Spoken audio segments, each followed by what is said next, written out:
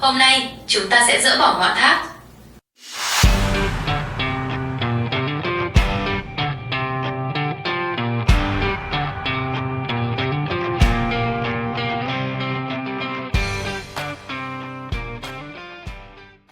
Welcome back, everybody. This is Birds on Religion, the podcast for those who have been burnt, who are currently burning, and those who are trying to avoid being burnt. I am Ashton. This is my amigo Josh. This is my Kiwasabi other Josh. Nice. This is Birds on Religion. Okay, that fits the theme of everything we're doing today. Good so start. It's so bad. If we get any hate mail over that, which we should not, send it straight to Ashton at birdsonreligion@gmail.com. Please don't. We appreciate your attention to the matter. That was my wholehearted attempt on another language. Hey, you used a couple languages there. That's good. I got it in the notes for you too. Yeah, it's logged. it's logged in. Perfect. Well, welcome back to Bird on Religion. Today we're starting a very traditional plot. We're messing everything up on this episode because we're taking another Sunday school story and we're taking a wrecking ball to it. Yeah, this is one where Literally tearing it down. Yeah. yeah, and this is one where I guess even hopefully that's not the most offensive thing we say. Actually, this is one where you get a lot of people who are this is where there's nothing inherently harmful about the way it's thought and we do these things and the way it's thought, but there's something where there's so much deeper we can have an understanding of who God is and why he did the things he does, and not just like why it's just a one-off neat little story where we can explain something over here and a way over there. It's not just this backstory for something here. There's a purpose and a point. It's not God wasting ink by any means. Right. We talked about that before, but it's interesting how this one is not something where we're going to hopefully not be earth-shattering anybody's faith here by saying the Tower of Babel story may be a little out of context when we talk A little about bit. Yeah. So. Yeah.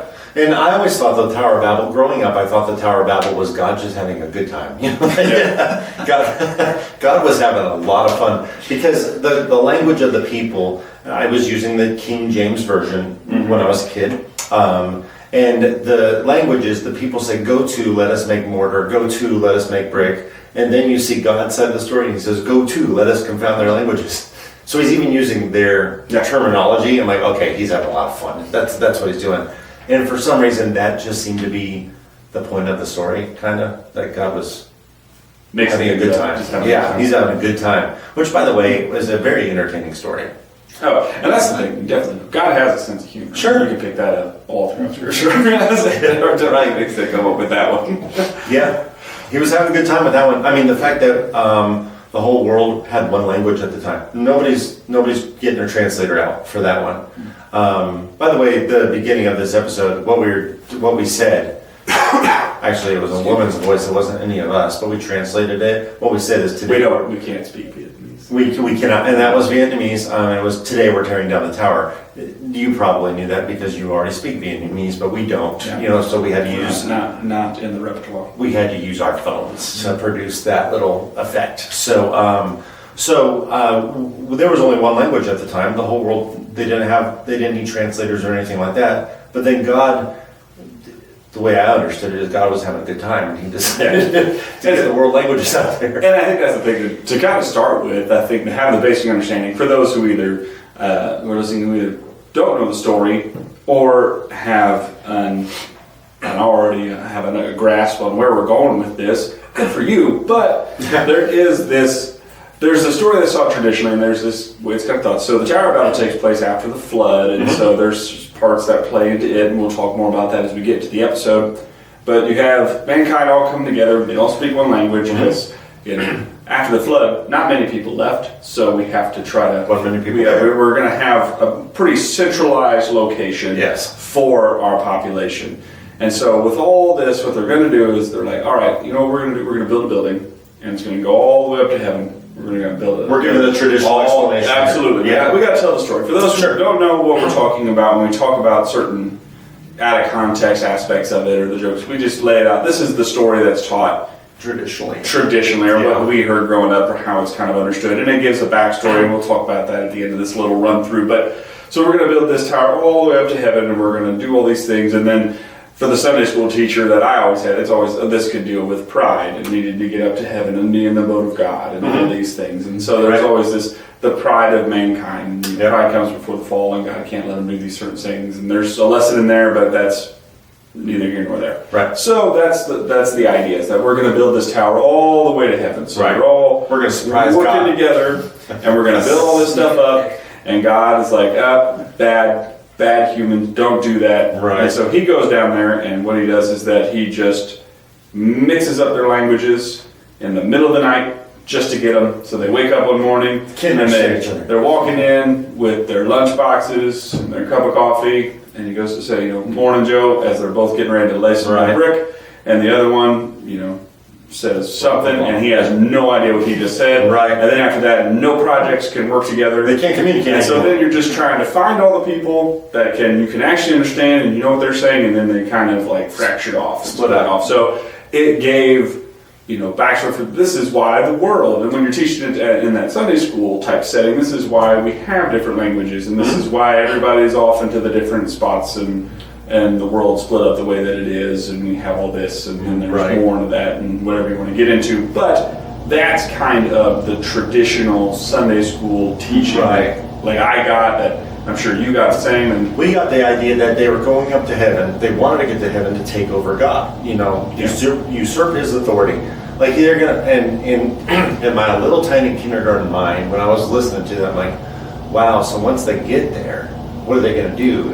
Come over that last brick and like, guess who? And God's going to be like, oh my goodness. Yeah. So that was I always pictured them climbing through outer space and all of that stuff to the abode of God, Yeah. There was even those pictures where you see the tower being built on the planet and then it's getting into outer space, where you get that view. My things that I always had as a kid, and I always remember laughing at, was that they always showed up, and of course, basic construction. At this point, I had enough time in my backyard to understand basic tower construction. So when the base was out there and they were starting to get it in, even in the photos that we saw, the flannelgraph or just the big pictures and the big poster board things that the teacher carried around, I'm like, man, they should have started wider, because we're already starting to get too narrow, and we're just up like by the mountain here. You need a huge space. We're going to run out of bricks here. Think wider here. And the question after that, as you grow up, and when I became a teenager, I'm like, they should have really found this huge pile of bricks somewhere throughout history. Because the tower's not there anymore, right? Yeah. I mean, we don't have that on the planet anymore. I mean, if you just abandon that project, that's as big as that was. That's an easy ruin, at least, to find. Yes, and even if it's completely destroyed, it's a huge. That one mountain is made out of brick. Yeah, I don't know if time. I don't know if time is burying all of that. Right. Yeah. So as you grow, you start to question, where's all the brick? If that story is true in the Bible, which we do believe it is. If that story is true in the Bible, where's the evidence of that? Because it's after the flood, so the water didn't scatter the brick. The water didn't wash it away or whatever. So you gotta, you're looking down on the moon because it's a big building. You're way up there, you're looking down on the moon. And there's the Great Wall of China, and there's the Tower of Babel. Right, exactly. So where are the ruins to this thing? Yeah. Where are all these bricks? And they're not. The many buildings were built in the past, and they're just gone now. They're dust. But that's a lot of dust. That's a lot of brick. So the question is, what really did happen? What is the Tower of Babel? Because it wasn't just God having a good time. Yeah. Because God was actually saddened by the whole event. He wasn't a prankster, which is how I saw it. No, I think it's one of those ones where this is a good example. This story in and of itself is a good example of one of those things where stories, especially familiar stories, Sunday school stories, are big time victims of this. I say victims of it because when you talk about things getting skewed out of context, I think those Sunday school stories, those familiar stories, they're victims of this a lot. Sure. And you read the story and you can almost, like just sitting here just now, you can recite that story. I can tell that story and not reference Genesis once. Right. I can tell you where those things are, and we can go back and look at those, and I can tell you characters that play a part in it. But I don't have to go back and look at it. So it's just because, and again, I've read that story. Right. And at least, I mean, especially growing up, Genesis is right there at the beginning. So even if you drop off on read your Bible in a year calendar somewhere in there, Right. you got through Genesis. Right. There's good stories in there before you got to the begats. So, and the laws. It's like, so it's one where you know that story, and so you just, it's easy to gloss over. And I think the big thing that happens in this one is that there's a verse, and it's not even just the verse itself, it's just this phrase in a verse that doubles up, it seems, on something, and it's just because we know the story, we know where this is going, we've got the preconceived end because we've heard the same end to the story since we were 4 or 5 years old. Sure. We don't, I wonder what that means. Right. You know, or why is it said that way? We go on to the next one. It's just glossed over, and I think this is another one of those stories that shows how easy it is for it to happen. Yes. With what's familiar to Yes. us. So, with that being said, the verse that we're talking about is Genesis, going back to chapter 11, and verse number 1. It says, "Now the whole earth had one language and one speech."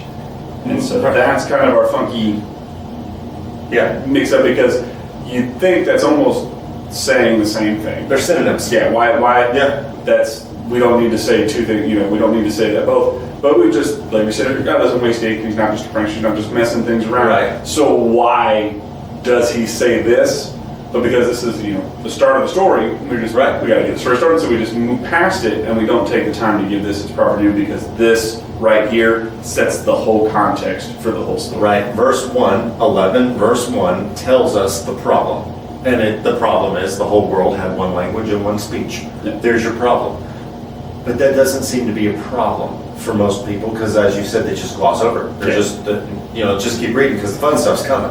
Yeah, like I said, this is not one of those stories where you think is like a faith-shattering thing, because it's the Tower of Babel. It's God's being funny, or this is how we got our languages, and this is why I live here and they live over there. Right.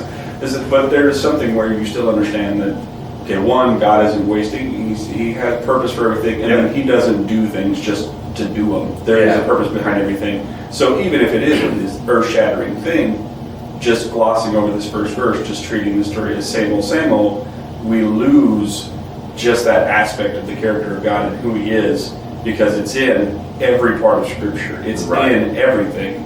Even the familiar stories or the things that seem funny, there's parts of it that really reflect who he is, and we get to see him and we get to see him in a more clear light in this type of story when we give these verses, including this one, its due. Yeah. So he introduces the problem. They have one language and one speech. Which sounds the same. It sounds really close to the same thing, but that's our problem. It also says that they were building a tower to the heavens. And now that I'm older, and now that I understand the character of God more, when I was a kid, I used to think God felt threatened. You know, oh man, they're coming. I have to stop this project. You're like, really? Now that I'm older, I'm like, I don't think God felt really threatened by that. And it wasn't that they were building a building. People build buildings all the time. Yeah. And physics says they weren't going to make it to them. No. You know, they were not going to make it to heaven anyway. So was God really threatened by this engineering issue that they have going on with a little base? Yeah, again, that was another one of those. Another thing that reinforced that was been on the Sears Tower in Chicago, and you get to the top of those things and you feel them sway. Like, inevitably, this thing is not going to hold up after a while. So scary. Think of the sway on that tower. Yeah, you know, there's the moon down there, and we're just going at this point. Whiplash. Yeah. So a lot of whiplash. Yeah. So the problem wasn't the fact that they were building a tower. That wasn't the issue. Traditionally, it seems to be the issue because God's trying to put an end to it. So let's go ahead and take that and set that to the side. The problem isn't the tower. The problem is they have one speech and one language. Yes. That's our problem. And that's what you got to diagnose, because again, that's the synonym. That's the sound the same, and that's what makes it on top of it being familiar. That's what makes it so easy to gloss over. It's just this. Oh, okay.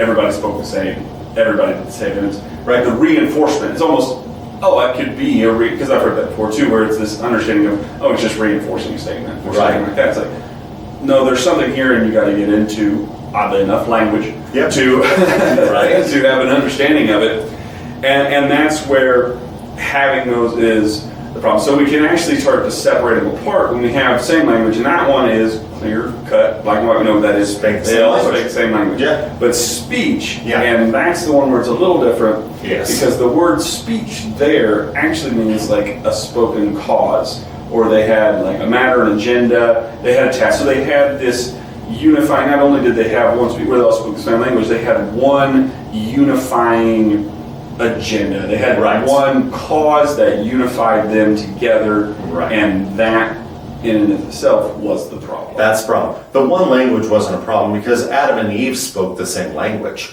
All three of us are sitting here speaking the same language, and God's not, mixing our language up, saying, I don't want them speaking the same language. If that was a problem, he'd come after every culture on the world right now. All those people are speaking Chinese. We got to separate that. The language isn't the problem, it's the speech. The fact that they all had one agenda, one speech, one message, if you want to say it that way, that they had one cause. The cause was the issue, and that had to be destroyed. Yeah. The cause had to be destroyed. So, and the cause wasn't to get to the throne of God and pull him off of it. that wasn't the No. cause. I said that, and that's the thing with it is one of the things I always thought of too when I studied this out and we talked about it before, where trying to figure this out and you understand that one cause is like even building. I've working construction, doing different things with different people through different jobs. I have done several different jobs and have completed and constructed different things with several people who I do not speak the same language as. Okay. You can work together Yeah. in that regard. Yes. There is something there Yeah.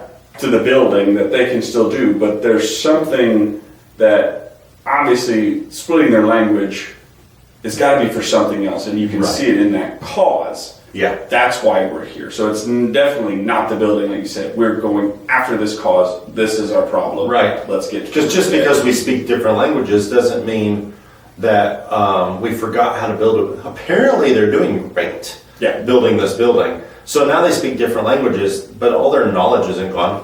Yeah. They still know how to build. So, confounding their languages or giving them different languages doesn't really stop the building project. So what's God after? What's the context of the Tower of Babel? So I love the fact that the Tower of Babel has a leader, and I love his name. Maybe it's not politically correct, but I do love his name. I like the thing that became an insult. So Yeah, at the time, maybe it wasn't an insult, but today it is. So these people are uniting the whole world's together because it's after the flood. Your population isn't.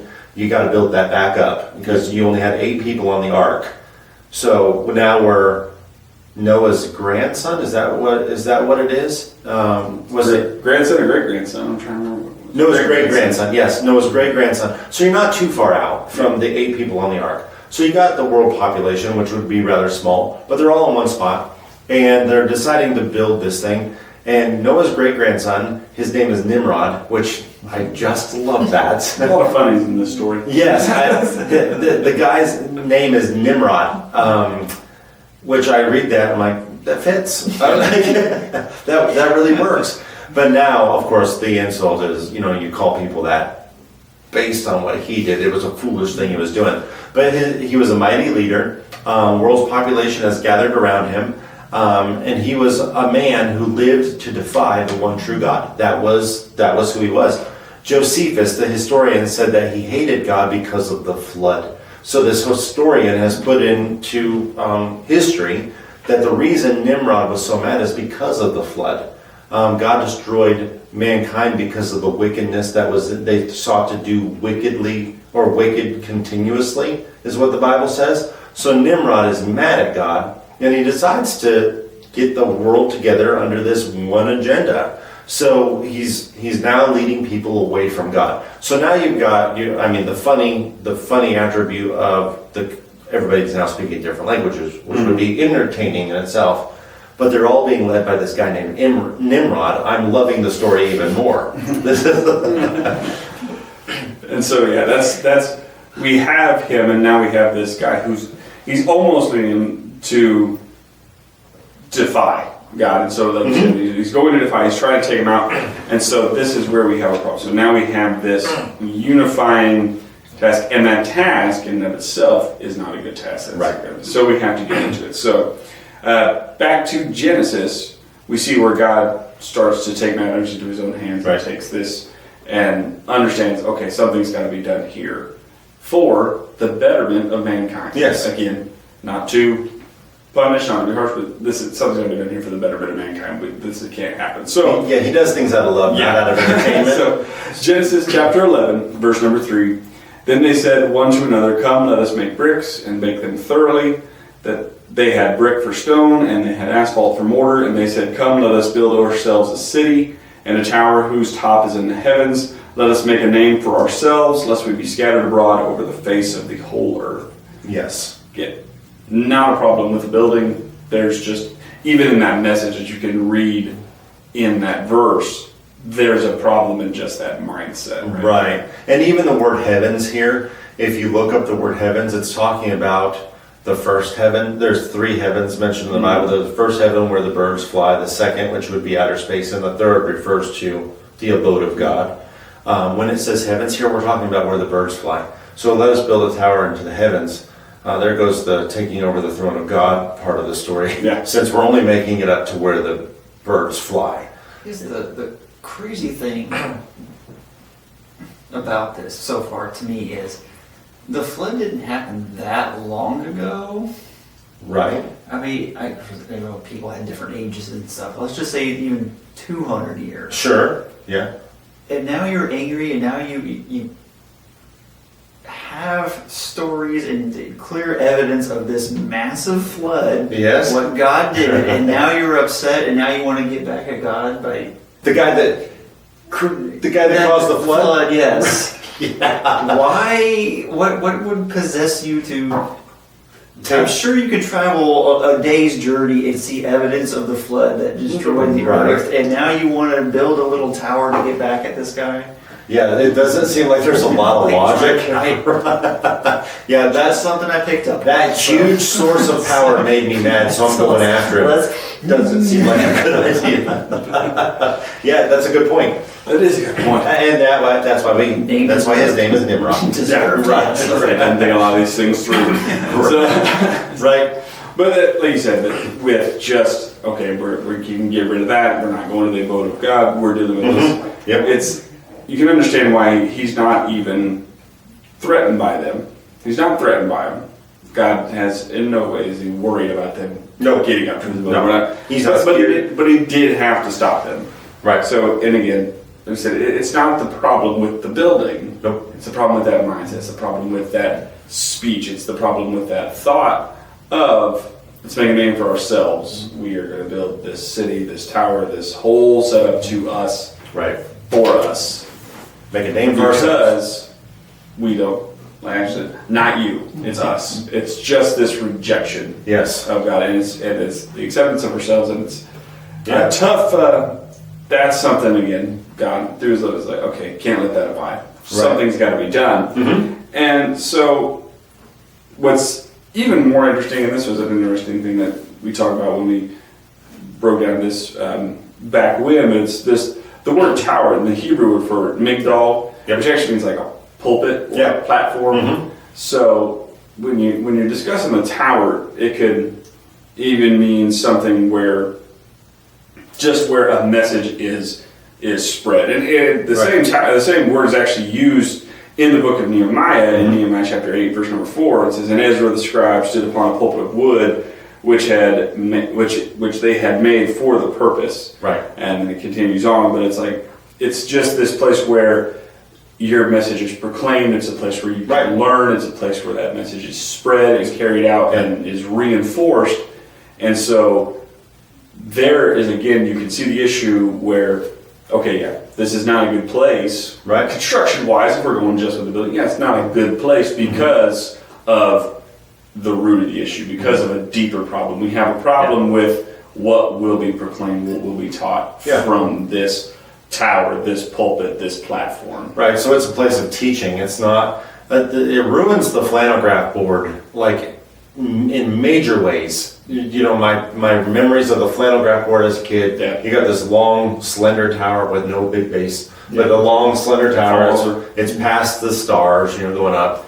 Now we've got, historically, we've got something that looks like a ziggurat or a pyramid.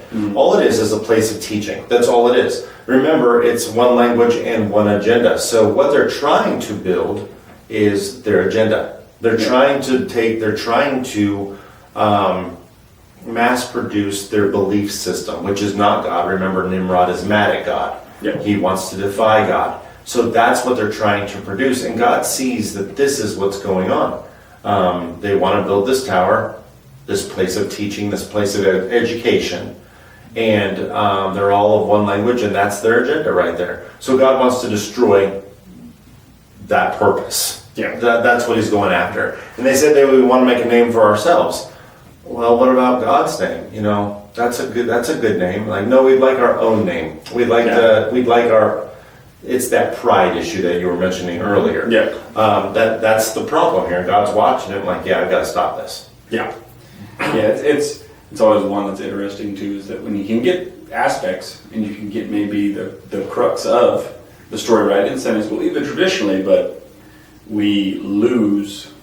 you just lose that character of God. Mm-hmm. You teach it a certain way, and it's interesting how you're right, but you're missing out on so much, and that's the deep part of it. So we have God obviously having to do what is best for them. He has to step in. Yes. And it is this where God is basically saying, okay, God protect you from yourselves. Mm-hmm. And That's right. That's the move.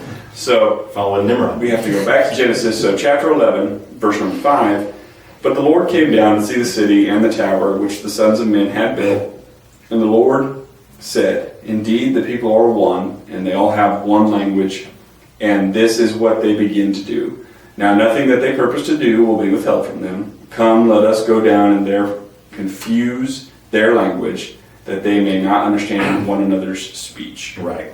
So God decides to create languages. Here's why we speak all different languages in the world. One minute everybody's speaking the same language, and the next they're speaking French and German and Italian and whatever you would call it at that time. You know, it's just now they're speaking all sorts of things. They can't understand each other anymore. So, contrary to popular belief, this is the problem. This is what I thought growing up, is now that they can't understand each other. You know, somebody says, go give me the ooga booga, and somebody's like, I don't know what an ooga booga is, but if you asked for a hammer, I could have done that. But since I don't know what you're asking for, there's no way we can build anymore. Different languages do not end a building project. No. There's, at my house, I was watching one day, it was across the street from my house, they were roofing this house and re-roofing it. And I'm watching them, they're tearing shingles off this thing, they're putting new boards down, they were putting a new roof on this building. And I walked over there, not one of those guys I could understand. Now, some of them were speaking Spanish, and others there was a different language. So I talked to the owner, I've talked to him several times, he's just my neighbor. And I was talking to him like, where'd you get the crew? You know, and they're working fast, they're getting it done. I mean, they are getting it done. I'm like, I wish I would have had them when I was roofing my house, because they're going down, they're getting it done. They're speaking different languages. I'm like, do you understand any of them? And like, they don't understand each other. They're just people that come from different places, but they can do the job. So different languages didn't stop them from doing an amazing job on that roof. No. So, as you just read, I want to look at that. It says, the tower which the sons of men had built. Yeah. What are you destroying at that point? Yeah. You know, let's mix up their languages, because that would stop the building? Yeah. It's already done. Yeah, we're there. Yeah, so this really messes up with the whole Sunday school version of this. It says they built it, and God's like, I will put a stop to this. Like, it's already done. Yeah. That did not accomplish anything traditionally. Yep, no, it's one, like I said, definitely. I've worked with people, and we talked about it earlier, where I've worked with people who I don't speak, but we can accomplish the same tasks. Mm-hmm. But it's also one where I remember it's doing that when I was working in different construction things, and then even with my job now, I had to take a class it was just functional Spanish for emergency medicine, just for EMTs and things like that. Yeah. And I did not do well in that class. It was a very crash course class. I don't remember a lot of things. Right. But it's one of those things that is a reminder that, I had a very good teacher, and he said, this is what it is in English, this is what it is in Spanish. And then it's like, but if he only spoke Spanish, I can't learn anything. It's so hard to learn. I can put it together and I have an understanding, but it's this thing of to sit there and learn from someone. I don't lose my talents and I can still do those certain things, regardless of if we speak the same language. But to teach something, to pass it on, to have that message carry on, if I can't understand you from the jump, then how can that be conveyed to me?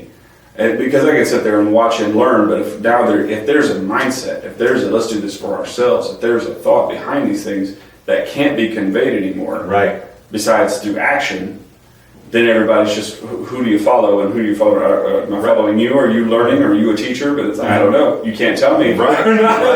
So a building project can continue because you can watch somebody, see what they do and mimic that. But if you're trying to preach a message or you're trying to deliver a message, but nobody can understand what you're saying, that's curtains on that show. It's over. We're not teaching this anymore because nobody can understand me. Yep. We might all be saying the same thing, but eventually we're not going to be saying the same thing. We're not on the same page anymore because we can't understand each other. So God was ending the one speech, not the building of the tower. Yeah. The one language and the one agenda. What he was putting to the end to, an end to, is the agenda, not the building project. You got to put it into that belief system. Yes. You got to end it because it is wrong. It is obviously a flawed mindset and it is a flawed mentality that was going to lead them to their own destruction. And God, being the God that He is, stepped in and said, "All right, let's just do this. Got a plan." And we'll spin it and mix it up. So they've already built this building. It's not completed, and we'll find that out here in a little bit. It's not complete, but it is. There's a tower there. So their skill set's still there. Whether they speak the same language or not, they can continue to build this thing. But God has to cause division, which isn't typically what you think about the character of God. No. God bringing division, as Jesus said, a house divided against itself cannot stand. So what's He do? He divides the house against itself. Now the agenda is broken. And it gets a room. The nice part is when we say God is divisive here, we mean physically as opposed to Yes. So he's dividing people because of love for the people. If they continue down this road, they're going to destroy themselves, and God loves them too much to allow this to happen. So what He's ending is the one agenda, not the building project. Yep. Yeah, He's got to scatter them. He's got to push them aside. My parents had to when I would try to hit my brother or something. Yes. To protect you all, we're going to separate you all. So it's a good parental move right there. Yeah, it's just wise and it's loving. Yeah. So, getting back into it, Genesis chapter 11, verse number 8. So the Lord scattered them abroad from there over the face of all the earth, and they ceased building the city. Therefore its name is called Babel, because the Lord confused the language of all the earth. And from there, the Lord scattered them abroad over the face of all the earth. Yep.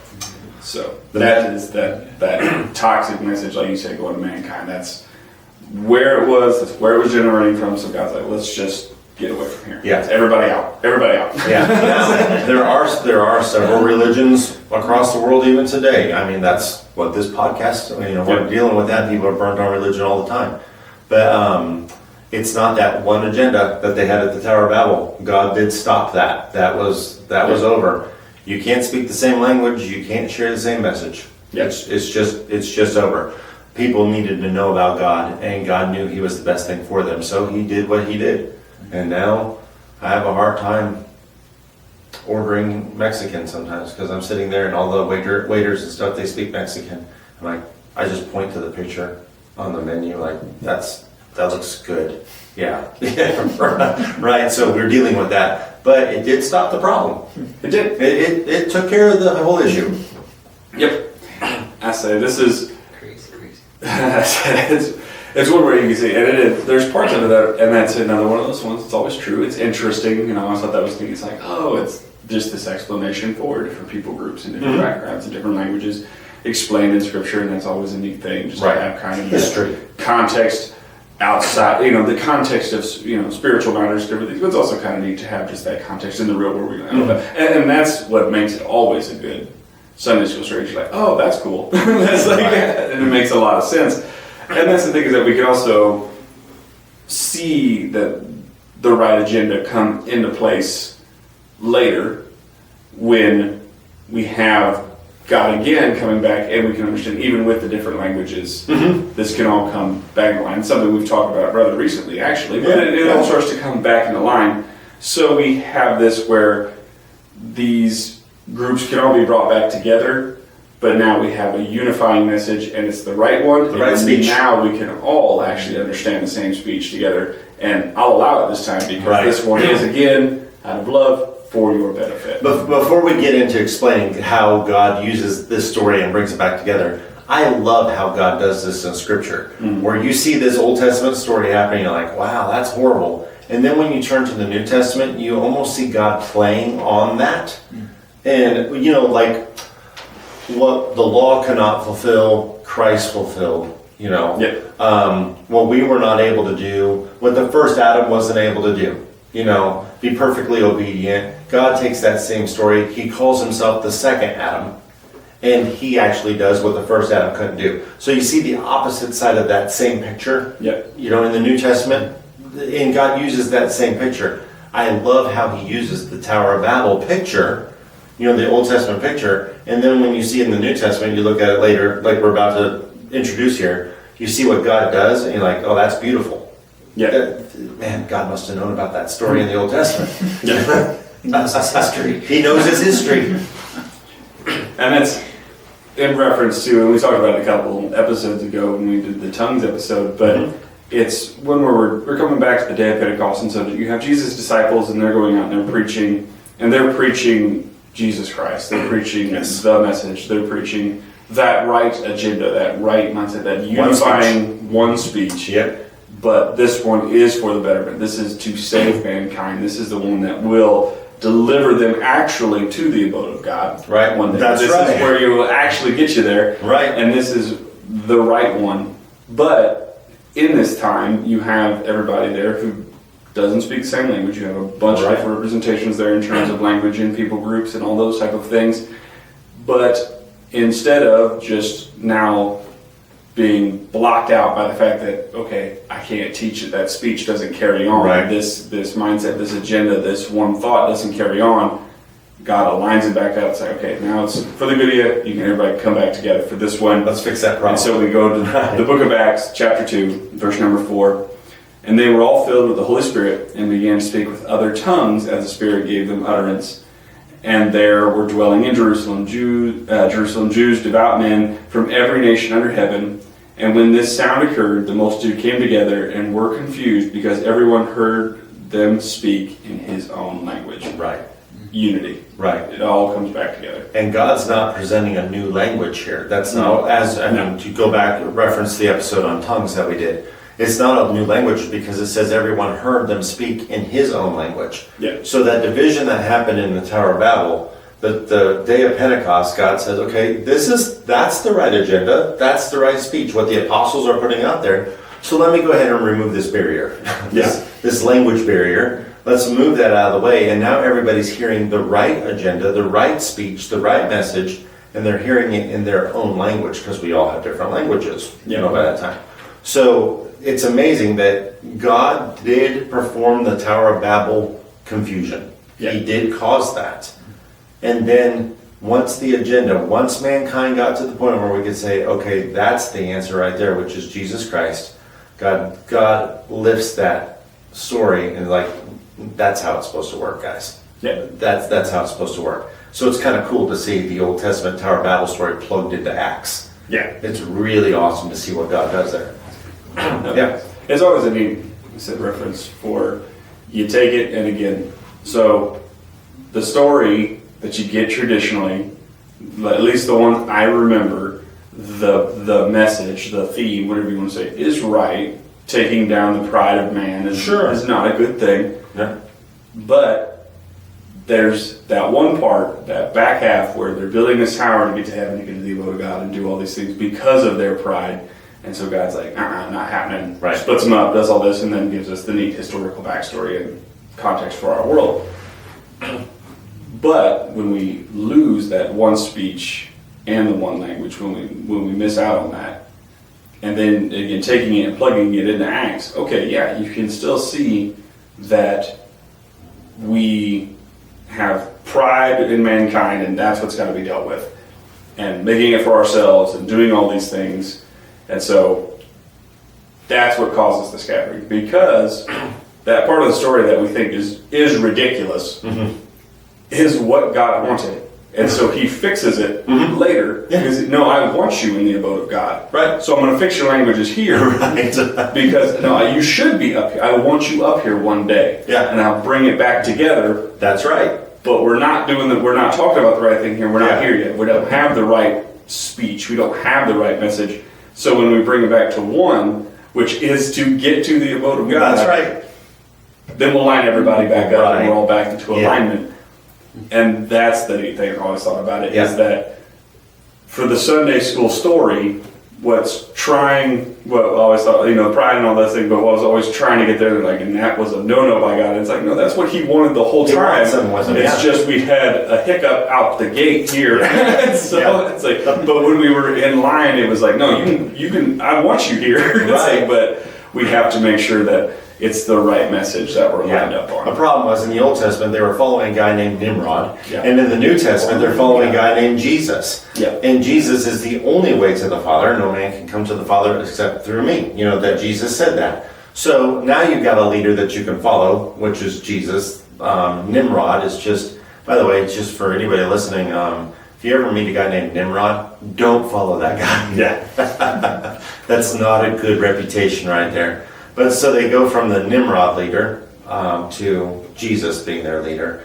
Now that's the message. Yeah, unite with that message right there, because that's the only way to get to the abode of God, is through Jesus Christ. So even though we get it out of context, thinking, oh, they're trying to get to the abode of God, it's amazing how our misinterpretation of that actually becomes a beautiful thing once you put it in context. God does want you to be with him. And the speech, when it's lined up, is not us trying to get there. It's God trying to get us here. Right. He's trying to get us there. Right. And that's the amazing part. Again, it just shows that it's not about our effort. It's about what Jesus did. It's about who God is. And it's just because he's trying. He's going, I want this. And again, you see that love, and you see his character in these stories when it's, okay, why did he scatter them? Because he loved them, and he knew that they were it's for their betterment. Right. This is going to lead to your destruction. God scatter it. Yep. But when it's the message that can lead to you getting to him, lead to the abode of God, Bring them all together. let's fix it. Yeah. Because that's what we need. And that's just, again, it's not the faith shattering thing, but you lose out on just that really cool beautiful aspect of who God is when you don't get all the context of the Always look for the context of what you're reading.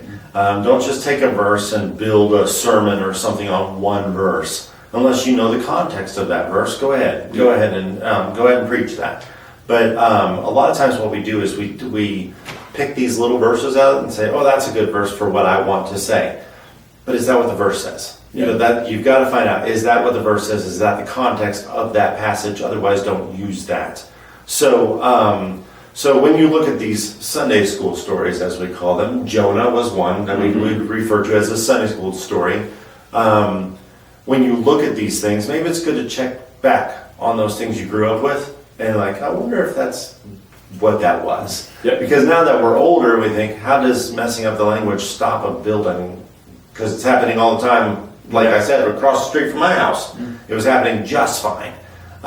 They already know how to make mortar. They already know how to make brick. Apparently, they do it well enough that there's already a tower there. Yeah.